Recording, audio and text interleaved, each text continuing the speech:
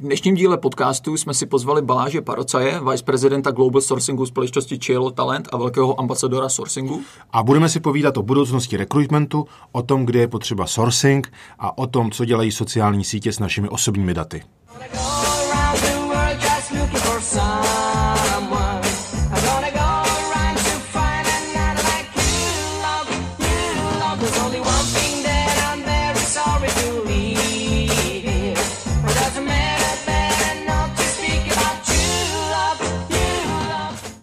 Vítáme vás u dalšího dílu podcastu Nelidské zdroje s Matějem. Ahoj. A hostem. Čau. A dneska tady máme významného hosta. Máme tady Balazse Paročaye. Možná, Matěj, řekni nám, kdo je Balazs. Tak, kdo je Balazs? Balazs mluví maďarsky, takže dnešní díl, ale nebude v maďarštině, bude v angličtině. A Balazs tady s náma sedí, poslouchá. Can you say something, Balazs, so that people know you are here? Ahoy, that's how we start. Hey everyone, my name is Balazs. Actually, the way how we pronounce my last name is Paroczay. Paroczay. Aye, quite nice. Yeah, exactly. So I'm from Hungary, as you said. I guess that's what you said. And I work for Cielo. That's an RPO company, and I'm their global sourcing vice president at this moment. Takže ještě možná si dáme teďka chvilku v češtině. Musíme říct, že Balazs je jeden z největších odborníků na sourcing, objíždí všechny konference, je to jeden z takových jako lidí, co možná dá se říct, jako i s tím začal, že jo, má svůj blog. Mnozí ho mohli vidět na konferencích Sourcing Summit po mnoho let za sebou. Takže řekl bych jako skutečná legenda sourcingu. Legend. He said legend. Vietnam? I heard you said Vietnam. We said legend. Tak, možná nějaké novinky. Já bych začal u sebe. Byl jsem včera na Disrupt HR v Londýně, což je taková, to jako není nějaká velká akce, to spíš taková jakoby komunitní, je to takový zajímavý formát velice rychlých prezentací, kdy ty lidi nemůžou ovlivnit, jak jim jdou ty slajdy, to je tam prostě nastavený a střídá se to po asi 15 sekundách, takže je to docela legrace. A je to takový hodně neformální a teďka přemýšlím, aby jsme možná tenhle koncept mohli přenést i do Prahy, protože už to bylo ve spoustě měst, a Praha na mapě chybí, takže myslím si, že je ten správný čas. To je docela zajímavý formát. Já jsem byl v Oděse na konferenci, tam byl ten formát možná trochu opačně, protože mezinárodní speakery překládali, ale ne úplně simultánně, že by to bylo někde z boudy, ale skutečně já jsem řekl 2, 3, 4 věty a potom po mně Borka překládal do ukrajinštiny 2, 3, 4 věty, takže 45. Dvakrát tak dlouhý. Přesně, a ještě trošku víc, protože ten překlad byl většinou trochu delší než ten originál. Tak to je zajímavý koncept. Z novinek, co mě Ty jsi říkal o Facebooku, že něco... No. Facebook spouští seznamku, chce konkurovat Tinderu, takže bude mít seznamku, bude tam fungovat nějak matchování těch profilů právě podle zájmu lidí, protože Facebook toho o nás ví jako strašně moc, takže oni říkají, že budou daleko líp jako schopni nabídnout ty správný profily, aby se dva lidé mohli seznámit.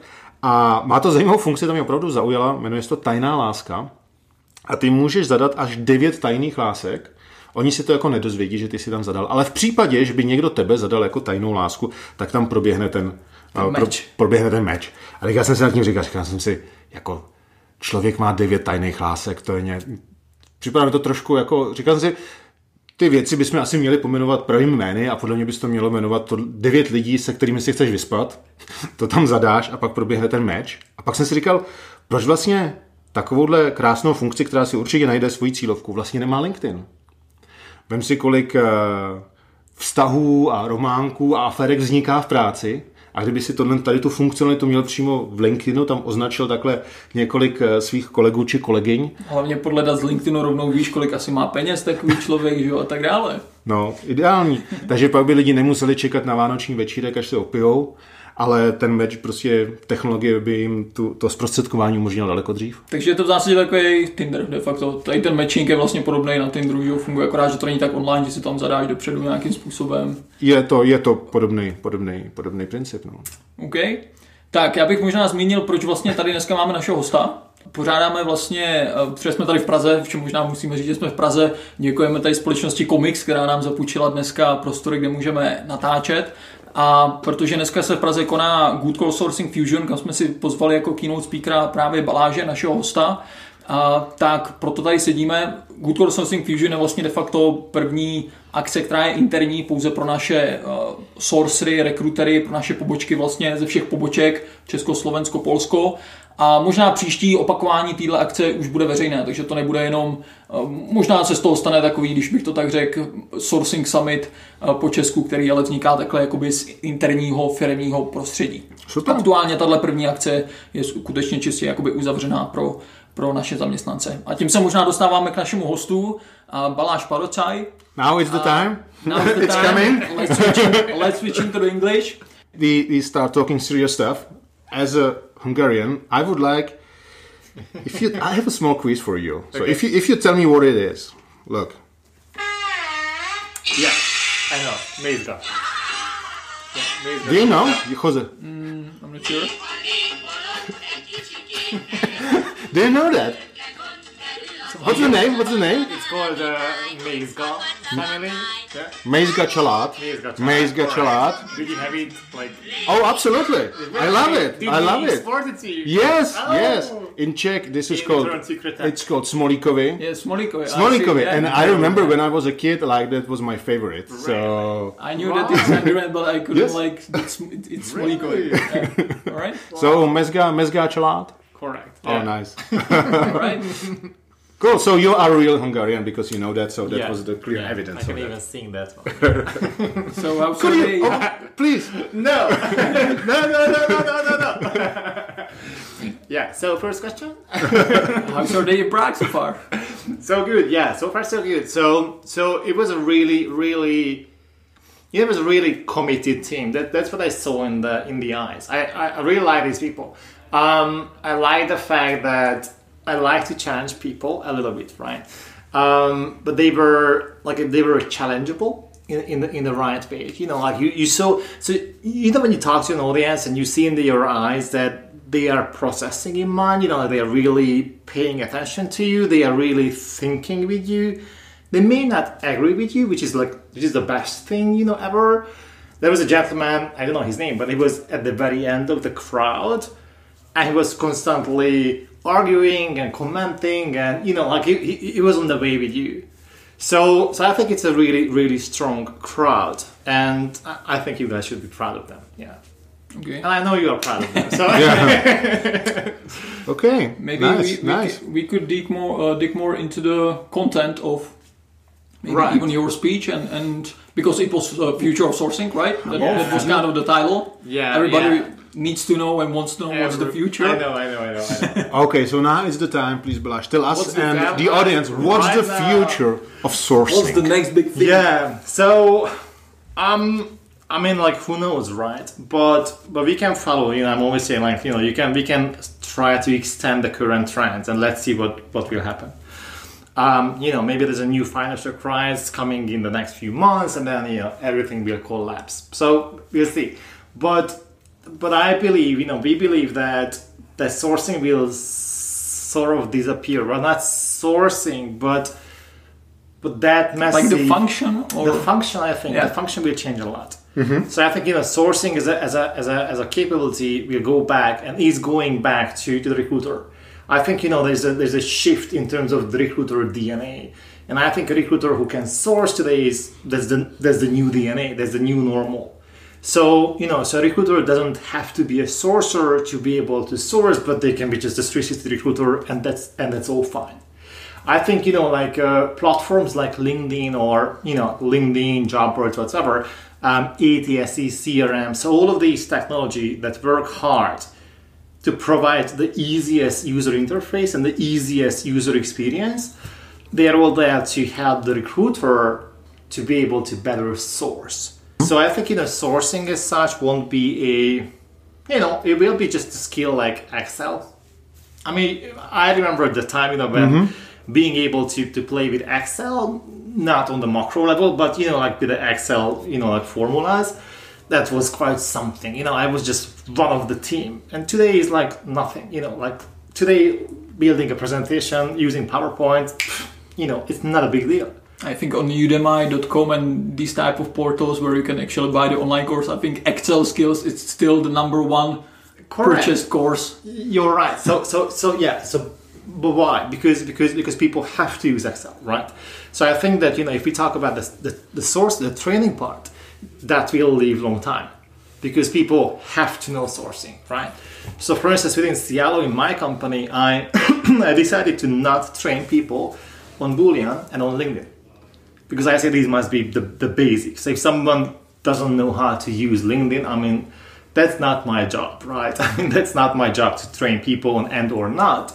That should be their job to learn and then join us when they are ready to join, So I see a shift, and then in parallel to that one, so I also see sourcers, like Guillaume, or those Aaron Linds, or Jan Tex, and many others like these guys, who really dig deep into the technical stuff, so stuff that even sometimes I cannot even follow anymore, because there's a lot of programming, a lot of coding, a lot of scripting, a lot of, these things, right? So the first time when I learned from Gordon how to use data miner, I was like, whoa, it's a brand new word, So I think the sourcer, I call it the super sourcer, will be a really technology-driven person, probably will be a half programmer, sourcers who code. Yeah. And yeah, I think that's how the whole shift is happening right now. Is it the future? Future, big words, but I think that's the evolution next step. Yeah, you mentioned data miner, like for our people listening to this podcast, this is basically the tool which you can scrape data from the web. Correct. It's kind of there are more of them, but it's probably the most popular one, data scraper. But it's I will have a speech on Facebook sourcing, which basically we know that Facebook is closing everything. You cannot do a proper people search there. You cannot see people in events now anymore. It's not possible. I know. And more. Yeah. So I'm really curious what you will talk about. Yeah. The only things you can do is basically to scrape something here and there, maybe some groups, maybe some people like pages, and combine it with location.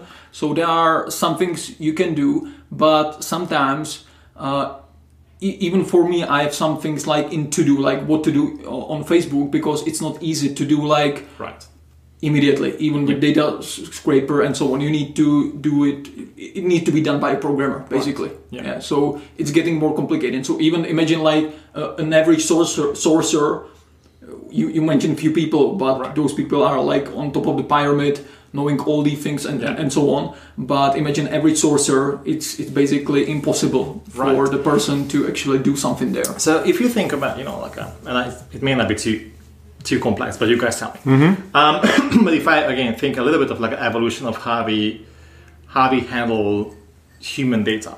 So back in the old times, we were all about to store CVs, like paper CVs, right?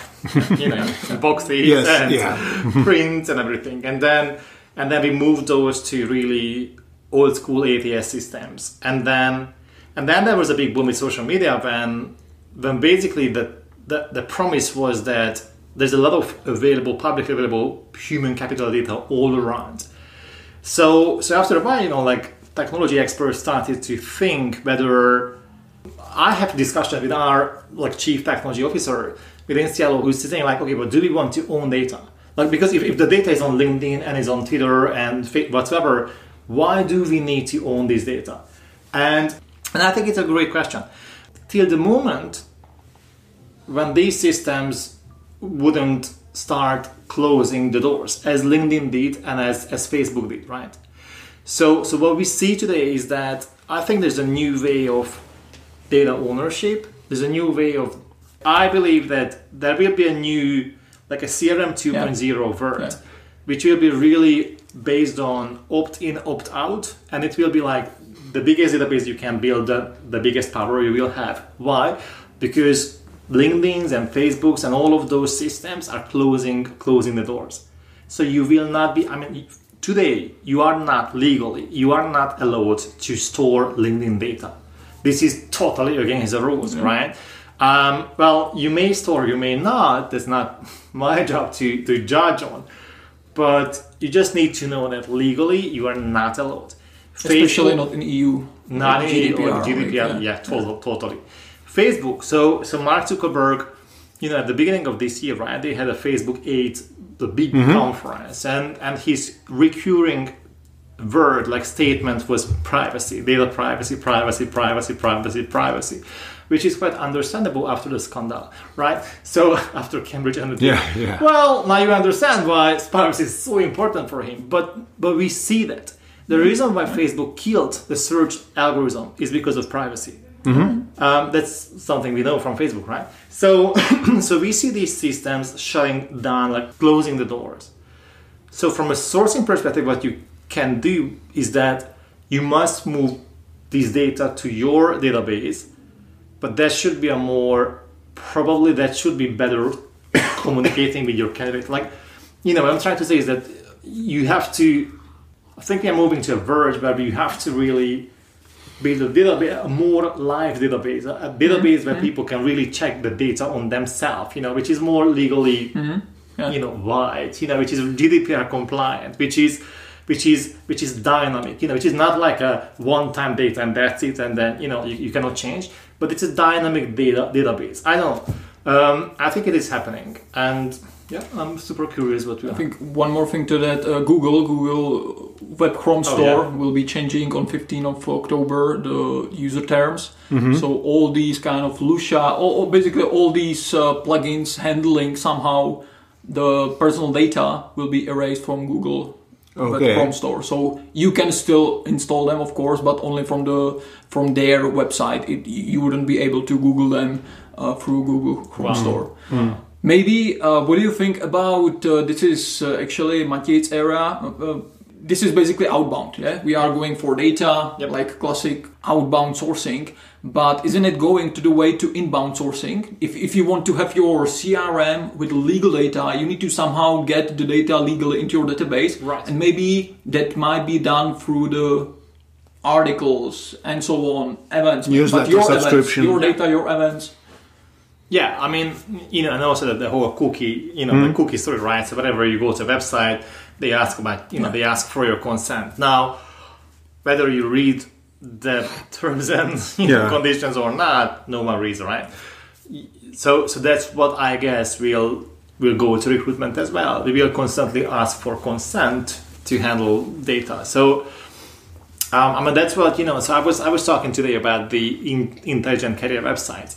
And what, websites providers like Phenom people, what they do is that, they build a website for you and they start tracking everything. So if you visit the website as an anonymous visitor, even you don't give your name, you don't give any personal data to the website, but you still, consent to the cookies. And because of that, they can start building your profile.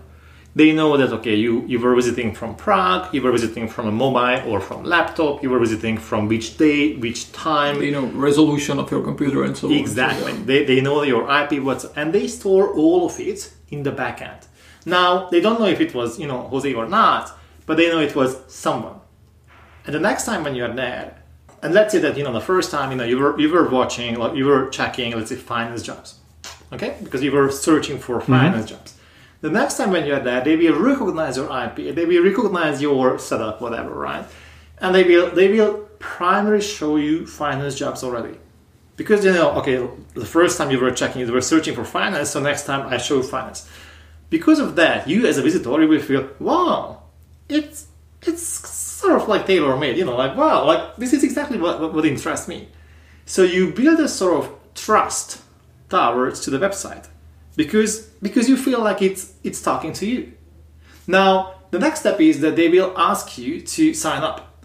And they don't need too much from you. They don't want you to go through the ATS application. No, not yet.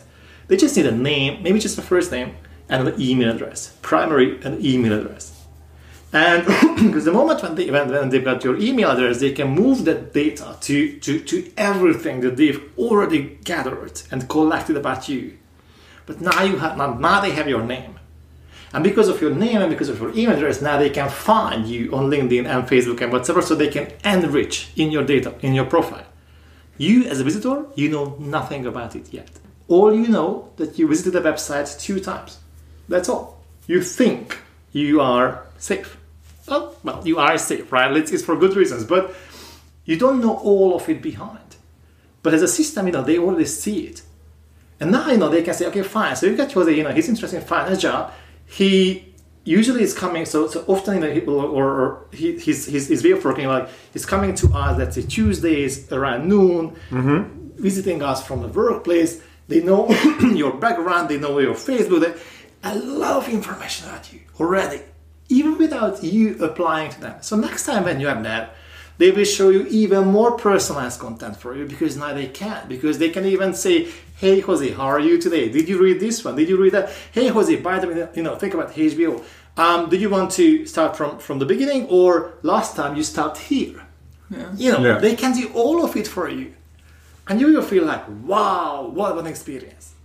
And so yeah, I'm not sure why I'm saying it, but, but this is so fascinating that this is just a new way, I believe, how we'll build databases. So that's what I call like a dynamic database. Okay. So it will be communicating with the candidates, it's just a brand new. It's just because in the old time it was a static database. The graveyard, right? Like we moved the CV there and then that's it. And that candidate sort of died in the system. We never go back to them. But today it will be really dynamic. It will be constant, and we have to constantly ask for interaction with you, and you have to constantly consent to us, and you always have to have the rights to opt out, to say like, I'm done, no more. Yeah, I think that's really interesting. And then we didn't even touch blockchain. So yeah. How do you see the future of paid tools such as Amazing Hiring? Because like LinkedIn is closing, they don't want anyone else to monetize our data, and so do you think, for example, Amazing Hiring and Tello, one of the channels, for example, in Amazing Hiring is Facebook as well. Now after the changes, what do you think? So and I love it. Amazing Hiring is amazing too. Right, and hello Julia, I was really skeptical for a long time, because I was like, frankly, what these systems do, they shorten the search time for you, right? So normally, and we talk about normal things, but normally they do nothing else that they search in the public data set and they like bring all of these data together, right? So this is something that you can do yourself, right? You can run that search, you can find that information, you can crack and little hack the system, and what their primary value, I thought, was time saving. Like they can shorten the time. What is interesting though is that, like, for instance, I worked with Seekout recently, and it is cheaper. Like, it's cheaper to use Seekout and these systems than to buy a LinkedIn recruiter. Yes, it is. Yeah. They are building all type of communication protocols. All communication ways to talk to candidates. They can enrich candidate data much better than LinkedIn, because LinkedIn doesn't do that.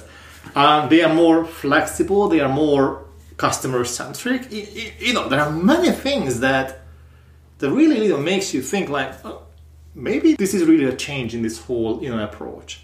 Maybe we don't need LinkedIn recruiter seats anymore. Maybe we just buy Amazing Hiring or HireQ or Seek Out, like a license there, because we will be able to access the same data and even more with those systems. So I don't know, for a long time, in this industry for a long time, we've been waiting for a competitor to LinkedIn. I think we all, right? And we never understood, why no one, really? Like, why no one? And not even the giant ones, Google, Facebook, no one stepped into this whole story. Facebook started to bring in more professional data, but it looks like it's not their primary interest. It's there, but it's not there. Yeah. Google, they always try and then they fail, and they open the ATS, now they shut down the ATS. So so this whole professional data is just LinkedIn. But what is interesting is that maybe these softwares like Amazing Hiring or Seek Out, so these ones, maybe they are real competitors to LinkedIn, because they build things on top of LinkedIn plus more. And not only data more, but functionality more, like more automation, maybe more matching, So if you put all of these things on top of Seek Out or Amazing Hiring, that can be super powerful. But still, they are depending on LinkedIn data. So if LinkedIn would see that as a threat to their income, they might close the gate.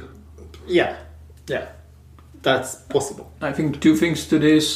Speaking about the price, Amazing Hiring is $300 per month per license. So it just depends what we compare to. If you have $300, no, it's cheaper. If it would be per month, then it would be like super expensive. I think maybe you're right. I think sure. So if we compare it to Recruiter Lite, for example, like normal recruiter, they don't need to have the company, the corporate recruiter or RPS account. Right. Yeah. So if you have just basic Sales Navigator for $60 or LinkedIn Recruiter Lite $90, it still might be cheaper, like to have LinkedIn. And the second thing is that I don't know how about Seek Out, but if it's based on the same principle, they don't have the very latest data. If there is a new programmer, for example, yesterday, sign up to LinkedIn, you will not see it today in Amazing Hiring because they do every, for example, 1 month. That's true, Jose, but you also don't see that in LinkedIn because the algorithm is not supporting this, right? I mean, maybe, hopefully I'm not saying anything stupid, but you cannot filter, can you? By the latest update. No, you cannot filter by profile update on LinkedIn. No, but when I do the search on LinkedIn with whatever Java keyword, I simply see in the database all the people. I got it, but so there might be a month's delay or 2 months delay. It just depends for what purpose you need it. Like. On the other hand, I like the functionality. It's called Hidden Stars, but it allows you to filter people who don't have a LinkedIn profile. Right. But have a GitHub or something else. Right. So you have a different result than LinkedIn users. We basically use it in a way that first LinkedIn, directly in LinkedIn, then to go to Amazing Hiring and filter everybody but LinkedIn. Yeah. I don't know why. I mean, like, I guess no one understands LinkedIn. So, I mean, really. So there are so many opportunities that LinkedIn, for some reasons, never. We thought like some years ago, we thought that LinkedIn would join the RPO game, like the whole recruitment agency game. Because hey, like if I'm a company, and by the way, I'm a technology company, and I have hundreds of millions of people in my database, like, God's sake, let's hire a few hundred recruiters, and boom, and voila, end of story. And you can kill basically half of the recruitment industry, like the provider side. And they never did that.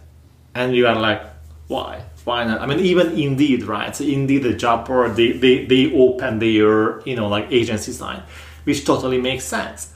So I know God understands, even maybe not even God understands LinkedIn, but I don't know why they I don't know. So they kill all of these plugins except a few like Lucia. Why? I clearly don't understand, but there should be an answer. Who killed it, or what do you mean? No, I mean, like, no. So if you think about, like most of these LinkedIn plugins, like they died hard, but Lucia still works with LinkedIn. I mean, at least for us, right? Like for you as well. So you can still add Lucia without any problem, and I just find it interesting. So I don't know the reasons, and then we also don't know the reasons why LinkedIn is happy with Amazing Hiring and Seek Out and these providers, because as you said, they could clearly just close the tap, and there is no more water, and then but they are happy. I don't really. Yeah. I think it's more complicated because I think that LinkedIn, they don't like Amazing Hiring at all, but they cannot do much about it because their data are basically on Google, and Amazing Hiring is based on the fact what's in Google. It's legally, you can legally have it. Yeah. So. Yeah. The way to close it down would be like total, like not be in Google, but there is no like official. Right. Yeah. Official pipeline like between LinkedIn and Amazing Hiring. As well as I think Lucia is a separate database. It's just displayed on top of your LinkedIn. Right. So like LinkedIn can do nothing about it. Like it's there. What is interesting is that almost all social networks had quite a lot of scandals about data privacy, but LinkedIn didn't have any. Especially these days, you hear more and more about fake profiles. So there's a mass fake profile phenomenon actually. So there are I read quite a few articles recently that some non-US spy agencies, secret intelligence agencies, they create automated a way to create fake profiles. Okay. To recruit American citizens to work for them to spy against the US. So it can be. It will be a really interesting one. But you're right. So not in Yeah, but I think creating a fake profile, that's something that the network cannot influence. But when we talk about more serious stuff, really data leakage, real serious privacy breach, there were and so some, on. LinkedIn was quite okay. In Prague there was Yevgeny Nikulin, that was a hacker, and he was busted in Prague for he hacked into LinkedIn and some other Dropbox and one more. And he scraped directly from the database, including everything. He scraped 100 million profiles, something like that. Yeah. So they were few. There were some leakage of passwords as well, for example, on LinkedIn. Okay. There were quite few in the past as well, for LinkedIn. So why think about Facebook and the Cambridge Analytica thing? Scandal. Why do we still believe that system? Why do we still share data on Facebook? It's just a human behavior. I don't know the answer, and I'm not sure I can say more about it. I just find it really interesting that there is something that we probably recruiters can learn. If you've given so much trust to a brand for so long time, after that it's really hard to lose that trust. I don't know, but think about Facebook, think about all of these leakages. Sometimes there are some websites which we have no problem to leave and never ever use, and we delete the app and end of the story. And there are crystal clear cases like Facebook, when we know that they use our data, they sell our data, they steal our data, and we are still there. I know. It's just human thing, I don't know. It's comfortable. There are clear advantages of Facebook and Instagram, what's going on, we are in touch with your friends, and they are good. I understand that. Recently I read an interesting article, or someone had an idea about the fact that we provide our data to LinkedIn and we let them monetize it. We get nothing in return except we can use LinkedIn for free. Yeah. Could this change? For example, imagine InMail. So you pay LinkedIn to be able to reach out to someone. Why you don't pay the person? That would be more fair. Right. Do you think this could change? Because this is big shift in the paradigm. So that's interesting. That we provide data and we get money, not to let these guys in San Francisco get everything. On the other hand, you don't have to be there. Yeah, but this. You want to be there maybe this growing awareness of okay, my data, that's something valuable, and I should not provide it just for free and let anyone else to get shitload of money on that. I need to get something in return. Like an Airbnb for data, it isn't it, right? So it's because that concept is that you have a flat or a house and and you are not at home in August, so so you rent out.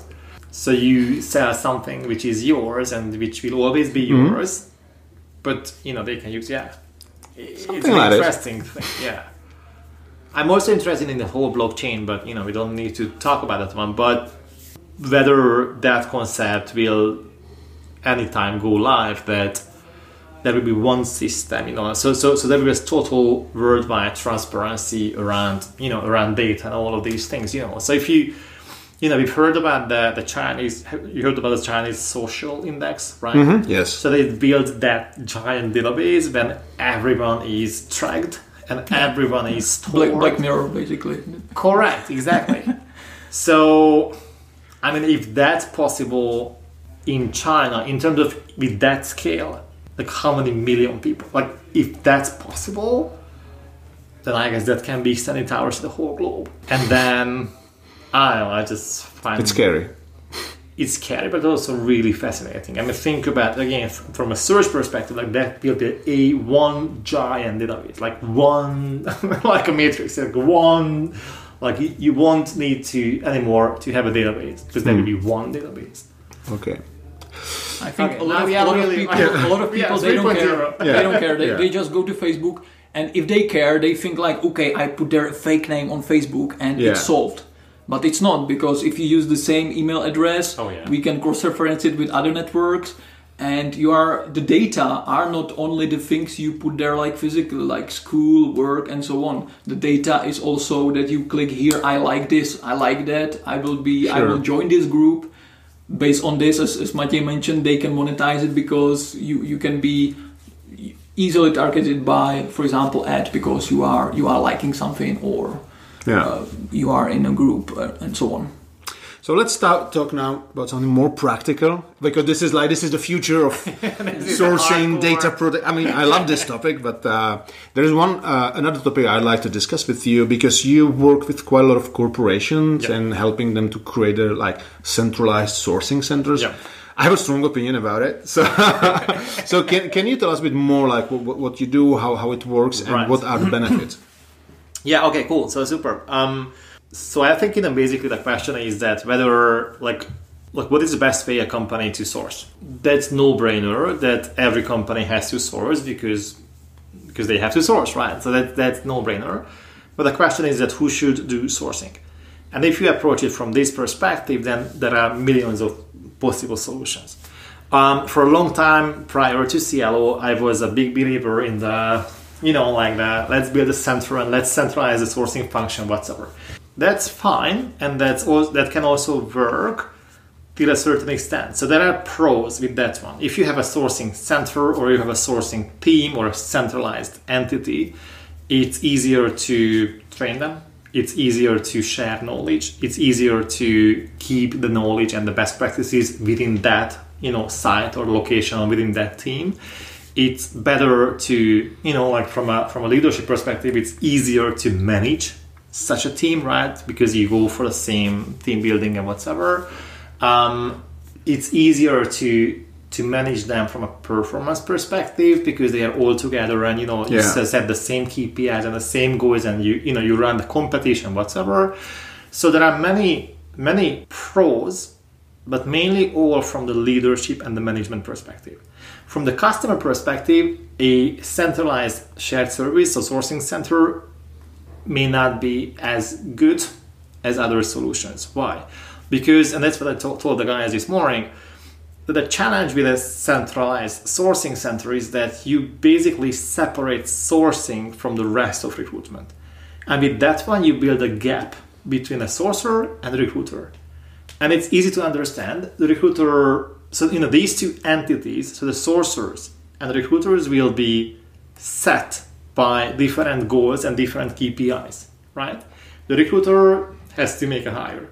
The sourcer has to find a candidate. And this is on the same KPI. This is the same goal. So if the sourcer finds a good candidate, then he's fine. He's 100%, he gets his bonus, he goes to Croatia, he's putting all those selfies to Instagram, and he's a happy person. But that hasn't yet secured the hire. So that's the challenge. If you try to set the sourcer to be responsible for the hire, that's a little bit of an unfair game because they are usually unable to influence the hire. So so that's why there are many disconnectivity in this model.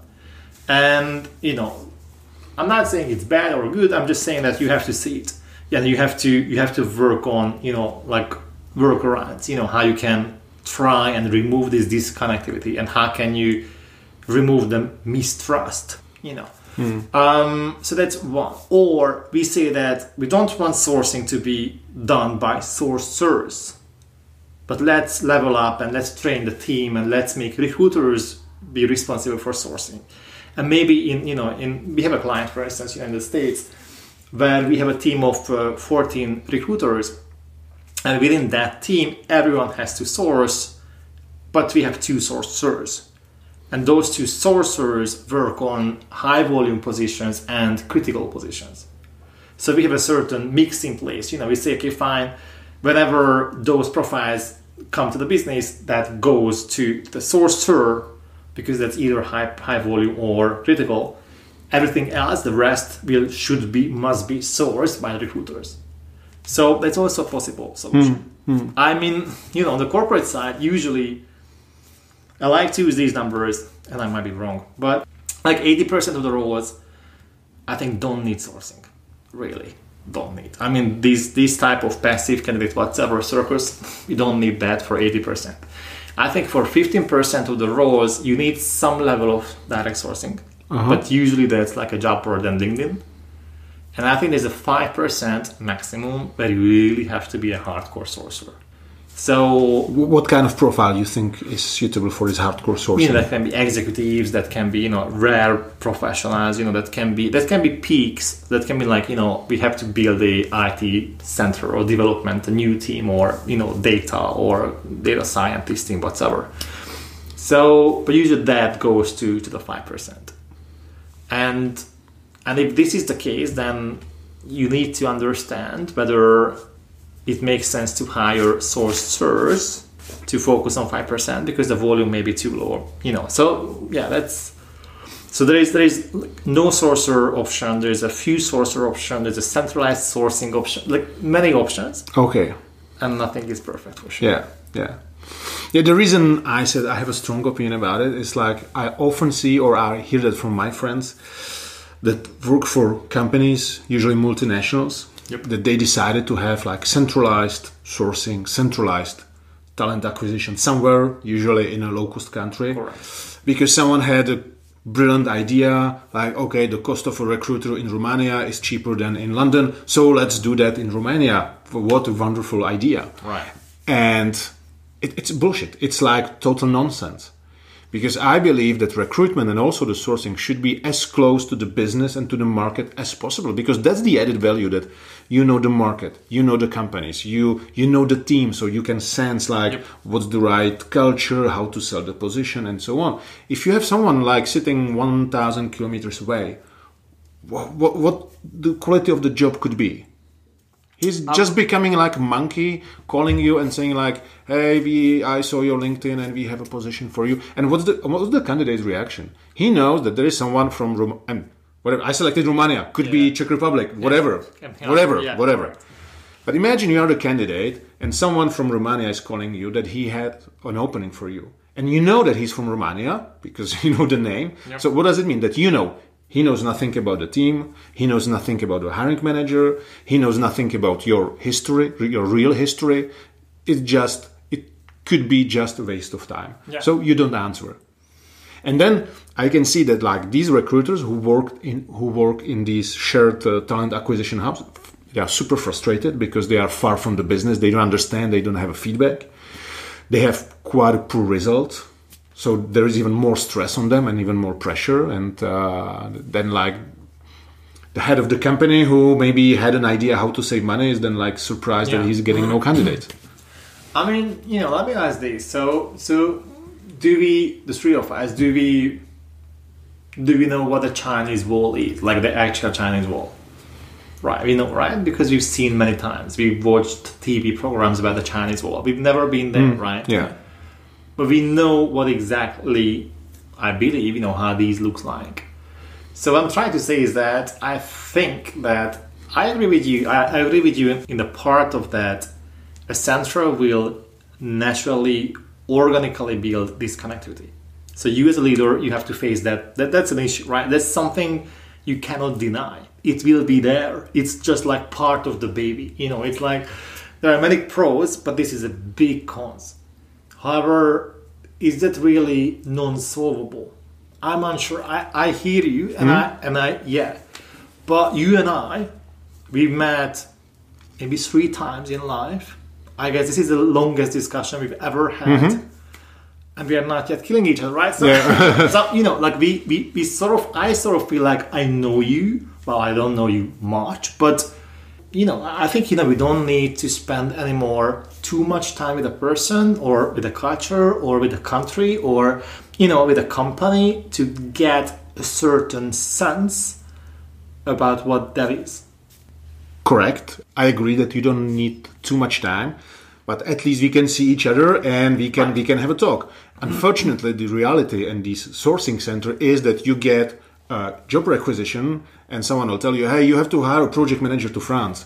And you never had something longer than 10 minutes conversation with the hiring manager. So what kind of job you can do? Right. Okay. So that, yeah, no, totally. So you're right.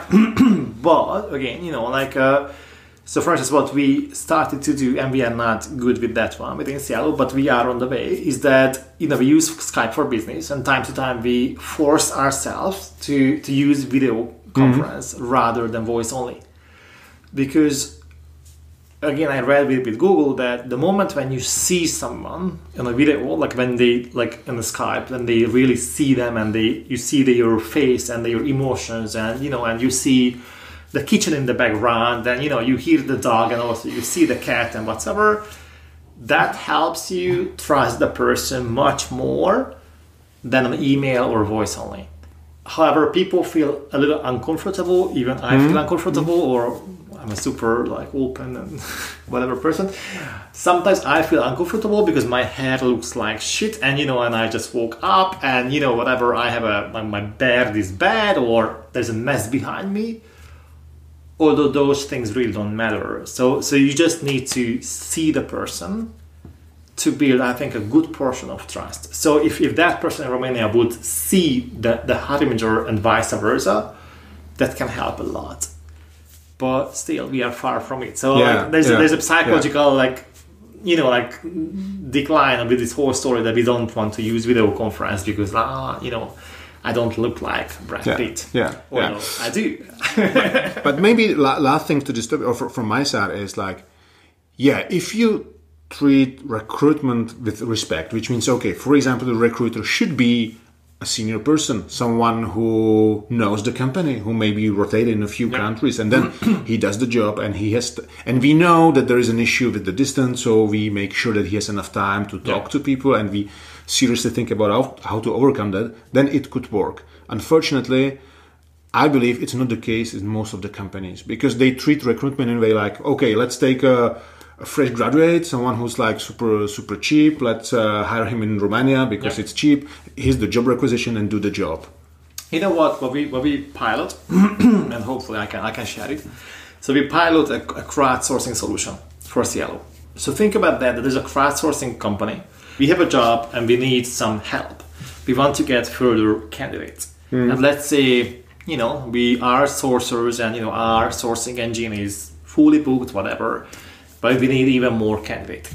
So we can turn to this crowdsourcing platform. We can advertise, we can put the job on their platform, and they will spread that job towards to a portfolio of recruiters. Now those recruiters can be anywhere, technically, like anywhere. And you as a client, you have no control over who will work on your job. It's like any freelancer site, you know, like if you want to have a new logo, and, you know, you go to a freelancer site, you say, this is my brief, let's see. And maybe someone from Pakistan, maybe someone from Malaysia, maybe someone from Canada, whatever, right? But the interesting is that what they have built is that there's a certain ranking system on the recruiters. So basically the system wouldn't let it too bad scored recruiters to submit a candidate. So there's a certain quality filter in the whole system. Oh, nice. And it's really interesting because we need more candidates. We post a job on this platform. The job distributes towards to millions of recruiters or many recruiters. And they have to submit candidates. However, they have to submit great candidates because I will rank them and I will give feedback on those candidates. And we just at the beginning of this whole concept, but this is something I think really interesting. So, and do they know the name of the targeted company? Yeah, but because we are an RPO company, you know, so this is a great with RPO, and I think it's a plus advantage. I mean, we control every channel, right? So we are not competition with any channel. So as an agency, right, so Good Call may be in competition, so you may not want to disclose whatsoever because you don't want the candidates to apply directly. No, I was just thinking that, imagine like you have like army of people in the world doing some sourcing recruitment. It can create some backlash when someone sends some message to someone, you know. Right, correct. However, because of the ranking system, right, there is a, because of the ranking system, you know, there's a stake. I mean, you cannot just submit whoever because you will get really poor numbers and then no one will want to work with you. And, you know, and it's, again, we are just the beginning, but just like as a concept, like, maybe you don't need, maybe you can really just like crowdsource all of your sourcing, you know, like need. Maybe you don't even need to build anything in Romania because you say, you know what, I need a .NET developer, go for it. And whoever finds the .NET developer, sure, I don't mind.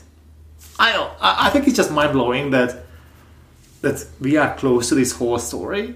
There are some challenges with this whole model whatsoever, right? But not challenges, but like question marks, right? Not question marks, but things that, you know, that you also need to see, whether it's, you know, like the whole payment system and, you know, like tax and whatever, right? But from a sourcing perspective, isn't that fascinating? That maybe I don't need to source, like I don't need sourcers. Maybe I don't need to keep sourcing in-house. Not even sourcers, but sourcing. Maybe there will be a platform where, I don't know, even my mother can submit a candidate. You know, maybe it's just like eBay. You know, maybe my mother can submit. There's a company in Hungary. I know. But I know, like, I think like 3-4 years ago, this was quite fancy, like this crowdsourcing. Did it really work? Because I know that like many startups, many platforms, and now most of them are like down. And and probably the reason why they died, because recruitment is a tough job, right? So you have to, and that's what the regular audience doesn't know at the beginning. You know, they just see like, wow, you can earn more money. Let's try. Sure, you submit 10 of your friends and then no one will be hired because we know this is how it works. So it's a tough job, right? It's not easy to make a hire. You know, think about that. Maybe for a US position, someone in Romania, someone in Prague or Budapest, maybe financially that can be interesting. You know, maybe to share the fee, a US fee, with someone in Eastern Europe, like, let's be honest, I mean, that can be nice money, right? Maybe a Eastern European fee can then be a nice money in India. It would be a nice money in India. Probably. So, you know, like, I don't know. We did it, for example, when we did sourcing for Estonia, for example. So we hired Estonian girl in Prague for Prague money, and did this. Probably arbitrage between like Estonia and Czech Republic is not the reason, but it can be done like that. So for the local people there, it was kind of a local person. Jose, now when you hear what Balazs said, when are you going to move your sourcing to India? What's the plan? I think this is more complicated. First thing, of course, agency versus in-house. Yeah. And with in-house, of course, if you are some like local smaller company, or probably the cases you mentioned like are more like corporates. They said like, let's move the sourcing to Warsaw and the whole sourcing will be done from Warsaw everywhere, which I agree might not be sufficient enough. And it might not work. So we definitely are not moving to India. You know what is interesting? So that's what, again, I told the guys in the morning. So I was talking to a recruitment agency. I cannot name them for now. Okay. In the UK. And Randstad. No. Maybe not. And they were making an analysis in terms so to understand that at the end of the year, how many, like from all of the hires, like which percentage of the hires were already in the ATS by the time when they started to search and advertise whatsoever. And the number was something between 60 and 80%. So going back to India and Good Call, what if the future would look like, again, that's what I told the guys in the morning, finding a Dutch-speaking help desk agent in Prague, it's sort of a one-time job. One time you have to find all of them, and then every next month there will be 2 more. Not many more, but like a few more. So what if we have all of those Dutch-speaking, help desk agents or Dutch-speaking people in front of us in the database, And then we moved that data to India, and we asked the guys to constantly refresh the data, and and constantly, by the way, to send them content, and and to build a sort of a community, and that doesn't have to be located in private. I agree. I agree with this. And what we do today instead, or I'm not sure I would call like regularly, is that we always start from scratch. We never check the ATS. We always go to LinkedIn. We go, this is just so non-efficient. Yeah. So I hear you. Yeah. I'm with you. I'm not saying that you're wrong. I'm totally not saying. I'm saying like I think nothing is black or white, and nothing is really perfect. I've seen so many solutions for sourcing and all failed. No, but like every solution has their cons. And I just find it fascinating that a company like Good Call can also think about maybe I will have 10 people in Mumbai, and why not? Let me put it this way. I think yes, the backend job can be anywhere. Yeah. But the candidate relationship should be local. That's why with these changes we mentioned, like Facebook and so on, it's more and more difficult to get the data to even create a long list. So we started with one team at Good Call, like separate searching from approaching. There are people who just search because it's so complicated on its own that they don't have time to do, let's say, approaching, and they are a different mindset. Yeah. And people who do approaching, they just use this. It can be done people in Mumbai or anywhere. Yeah. They use just the data and they use just the long list, basically the searching part, to do the approaching part. Yeah, that might be probably for me the next efficient stage. Mm. Yeah, I like this whole human thing, and that we always end up saying like, well, it's a human resources.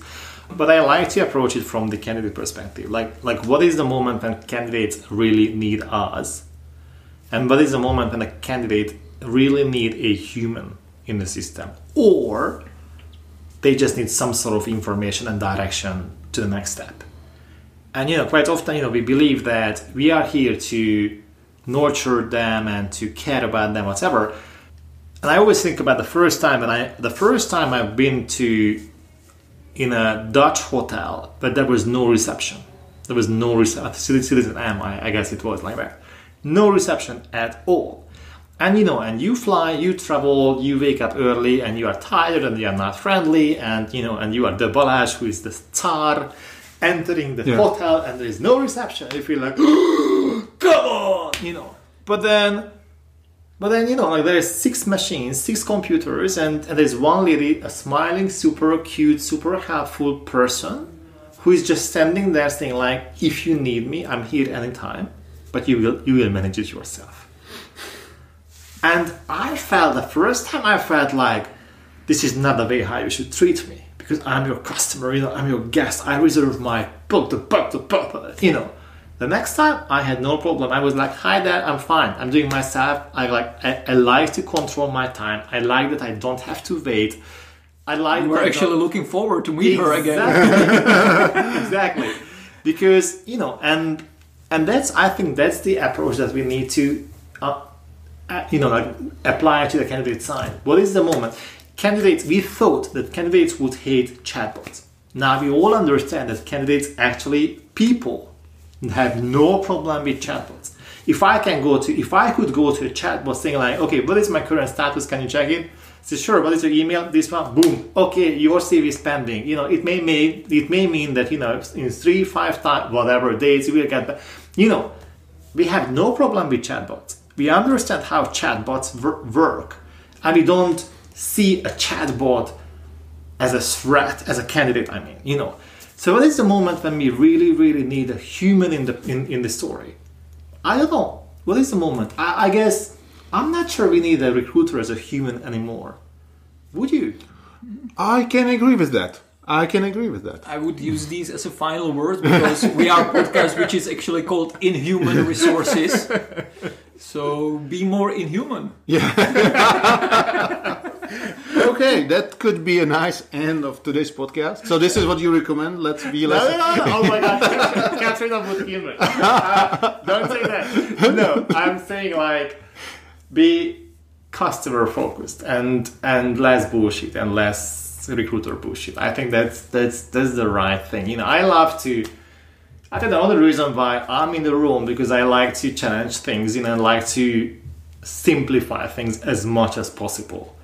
And to say, okay, stop for a second. We are all candidates, right? What matters for me? Let's build something for that. Yeah. Okay. That was fun, guys. Thank you very much. Thank you. How do you say goodbye in Hungarian? Well, I would say thank you, which is köszönöm szépen. And Frank is like viszontlátásra, but that's really formal. Okay. So I mean something more simple. Sziasztok. I don't know. Ciao. Ciao. Oh, ciao could be. Okay, so let's say goodbye in Hungarian. Ciao. So let's go back to Sourcing Fusion to hear the Facebook sourcing. Cool. Okay. Bye. Bye. Cheers. On my way.